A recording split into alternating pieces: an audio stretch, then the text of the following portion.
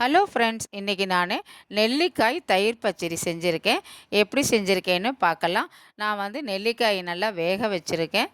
வேக வச்சு அதனுடைய சீட்ஸ் எல்லாம் எடுத்திருக்கேன். இதை எடுத்து நம்ம இப்போ மிக்ஸி ஜாரில் போட்டுக்கலாம்.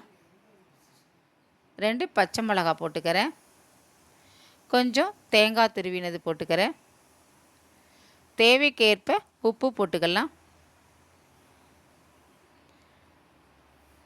இதை நல்லா இப்போ நம்ம மிக்சியில் கொஞ்சமாக தண்ணி விட்டு நல்லா நைஸாக அரைச்சிக்கலாம். இது மாதிரி அரைச்சிக்கங்க. இப்போ இது ஒரு பவுலில் எடுத்து போட்டுக்கலாம். நான் 2 ஸ்பூன் இதுக்கு தயிர் போட்டிருக்கேன். இதுக்கு நம்ம இப்போ கொஞ்சம் தாளிச்சிக்கலாம். எண்ணெய் கொஞ்சம் ஊற்றிருக்கேன். கடுகு, உளுத்தம்பருப்பு தேவைப்பட்டால் போட்டுக்கோங்க, வேணுங்கிறது இல்லை. கொஞ்சம் பெருங்காயம், அதை எடுத்து இதில் போட்டுக்கலாம்.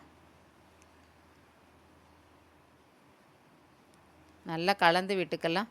கருவேப்பிலை போட மறந்துட்டேன், நான் இப்போ போட்டுக்கிறேன்.